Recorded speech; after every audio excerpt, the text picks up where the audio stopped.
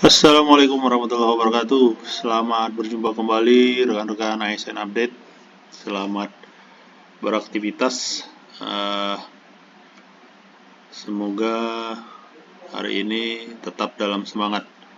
Kali ini kita akan membahas tentang P3K paruh waktu. Nah, beberapa hari yang lalu atau tepatnya kemarin Selasa 29 Juli 2025, Kementerian PAN-RB serta BKN sudah melakukan sosialisasi pengadaan P3K paruh waktu secara daring. Nah, jika melihat dari website menpan.go.id bahwa pegawai pemerintah dengan perjanjian kerja paruh waktu adalah pegawai aparatur sipil negara atau ASN yang diangkat berdasarkan perjanjian kerja secara paruh waktu dan diberikan upah sesuai dengan ketersediaan anggaran instansi pemerintah.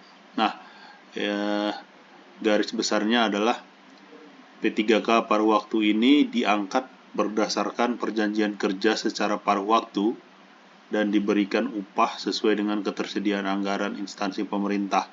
Nah, ada perbedaan dengan P3K yang sudah diangkat, baik itu tahap 1 dan tahap 2, yaitu jika P3K yang sudah diangkat itu penggajiannya hampir sama dengan PNS.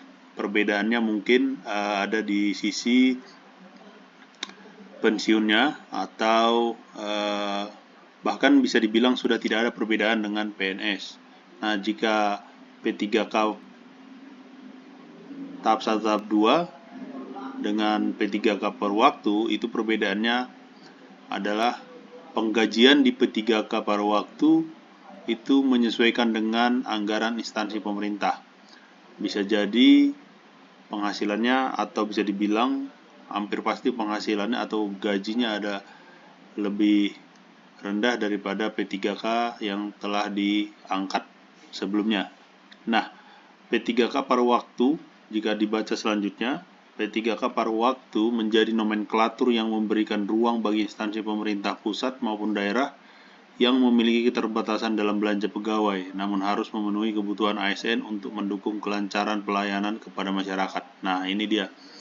Jadi, untuk mengakomodir sebenarnya, mengakomodir tenaga honorer atau pegawai-pegawai honorer di instansi pemerintah maupun instansi daerah agar tetap dapat bekerja. Begitu juga sebaliknya, instansi dapat menggunakan jasanya untuk mendukung kelancaran pelayanan kepada masyarakat.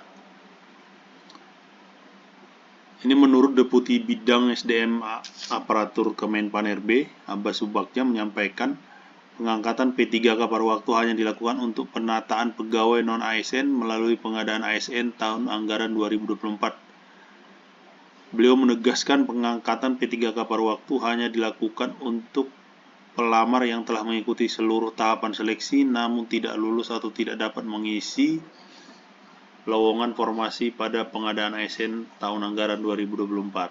Nah, artinya P3K paruh waktu ini diambil dari orang-orang atau teman-teman yang sebelumnya sudah mengikuti seleksi, baik itu seleksi CPNS, seleksi P3K tahap 1 tahap 2 namun tidak lulus. Nah, namun kembali lagi ini kembali ke kebijakan atau ketersediaan anggaran di instansi pemerintah. Selanjutnya, P3K paruh waktu dilaksanakan bagi non-ASN yang terdata dalam database BKN dan telah mengikuti seleksi CASN 2024 baik P3K maupun CPNS namun tidak lulus untuk mengisi berbagai formasi.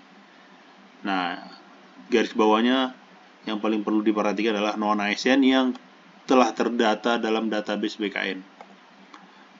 Selanjutnya, non-ASN yang tidak terdata dalam database BKN dan telah mengikuti seleksi P3K pun dapat dipertimbangkan untuk menjadi P3K paruh waktu. Dapat dipertimbangkan.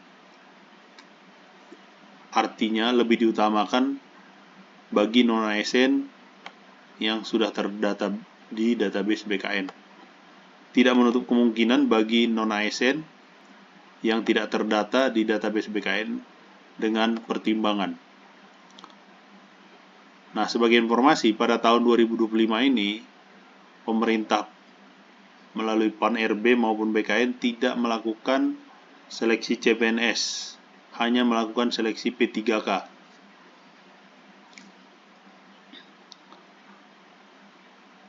Nah, bagi rekan-rekan, informasi selanjutnya,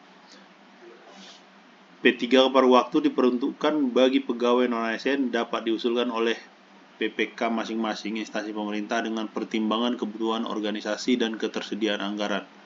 Selanjutnya, kriteria pelamar dan pengisian formasi P3K diprioritaskan secara berurutan. Nah, petunjuknya akan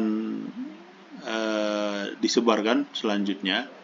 Pemerintah telah berkomitmen untuk menyelesaikan penataan pegawai non-ASN melalui keputusan Menteri PAN-RB nomor 347, 348, 349 tahun 2024 dan keputusan Menteri PAN-RB nomor 15 dan 16 tahun 2025.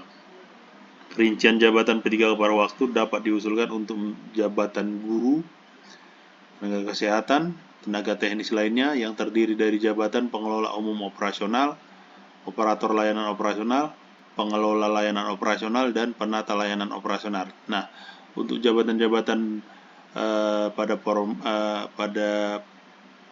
formasi P3K paruh waktu ini bisa untuk jabatan guru, tenaga kesehatan, dan tenaga teknis lainnya. Ada jabatan pengelola umum operasional, operator layanan operasional, pengelola layanan operasional, dan penata layanan operasional. Terkait mekanisme pengadaan P3K paruh waktu, diawali dengan pengusulan rincian kebutuhan P3K paruh waktu oleh PPK kepada Menpan. Nah, artinya instansi baik itu instansi daerah maupun instansi pusat melalui pejabat pembina kepegawaiannya itu tetap harus mengusulkan rincian kebutuhannya terlebih dahulu kepada Menteri PAN-RB. Baik itu jumlah kebutuhan, jenis jabatan, kualifikasi pendidikan, serta unit penempatannya. Nah, itu yang menjadi dasar PAN-RB nanti dalam melakukan rekrutmen atau seleksi P3K paruh waktu ini. Pengusulan rincian kebutuhan P3K paruh waktu disampaikan melalui layanan elektronik kepada BKN. Nah, dalam hal ini instansi pusat maupun instansi daerah melakukan usulan rincian kebutuhan untuk P3K paruh waktu ya melalui layanan elektronik BKN.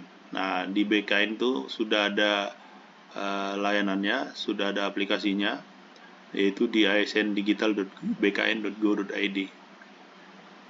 Selanjutnya, Menpan menetapkan rinciannya pada setiap instansi pemerintah sesuai dengan usulan serta hasil pertimbangan lainnya.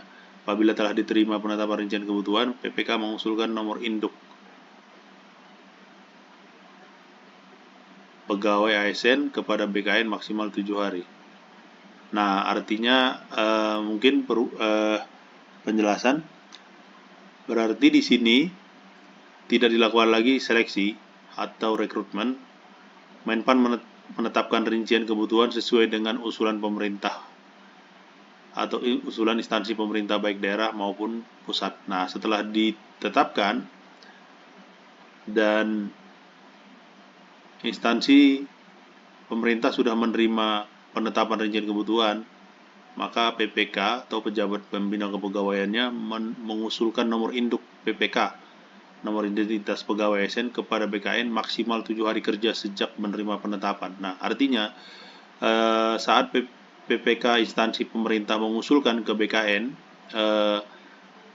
atau Menpan akan menetapkan usulan itu menjadi PPK paruh waktu, lalu PPK selanjutnya maksimal 7 hari kerja mengusulkan nomor induk PPK atau nomor identitas pegawai ASN kepada BKN. Selanjutnya akan dilakukan penetapan nomor induk PPK P3K atau nomor identitas pegawai ASN. Nah, penerbitan nomor induk ini akan diterima oleh PPK paling lama 7 hari kerja sejak waktu penyampaian. Jadi sejalan dengan target penyelesaian permasalahan non-ASN ini, yaitu akan dirampungkan di tahun 2025 ini, maka proses-proses untuk P3K paruh waktu ini akan dilakukan dengan singkat. Nah, jika kita lihat di sini, usulannya maksimal 7 hari, usulan penetapan nomor induk, lalu penerbitan oleh BKN, penerbitan nomor induk P3K atau identitas pegawai ASN oleh BKN itu maksimal 7 hari kerja sejak waktu penyampaian. Artinya maksimal 14 hari setelah pengusulan, P3K paruh waktu tersebut sudah akan menerima nomor induk pegawai atau nomor identitas pegawai ASN-nya. Lalu pegawai tersebut akan diangkat atau ditetapkan menjadi P3K paruh waktu oleh PPK instansi masing-masing sesuai dengan ketentuan perundang-undangan. Artinya tetap akan dilantik menjadi P3K paruh waktu. Jadi P3K paruh waktu ini merupakan jalan tengah untuk menjawab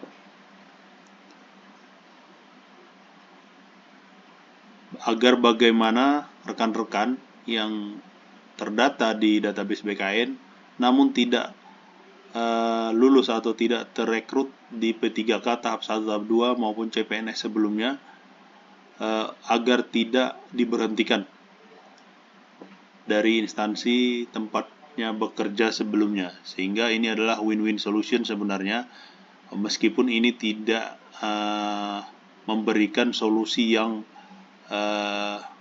mungkin bagi sebagian rekan-rekan tidak berkeadilan atau tidak memenuhi semua ekspektasi daripada rekan-rekan yang sudah menjadi honorer di instansi pemerintah baik daerah maupun pusat dengan masa kerja mungkin yang sudah bertahun-tahun. Tapi ini salah satu solusi dari pemerintah pusat melalui Menpan dan BKN, sehingga rekan-rekan dapat tetap bekerja dan setidaknya memiliki penghasilan. Mudah-mudahan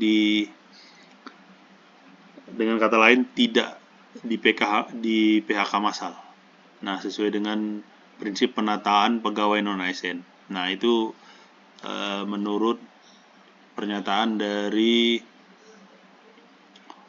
Deputi Bidang SDM Kemenpan RB yang termuat atau terpublish di website menpan.go.id. Nah, rekan-rekan, mungkin itu sedikit informasi gambaran tentang rekrutmen atau tentang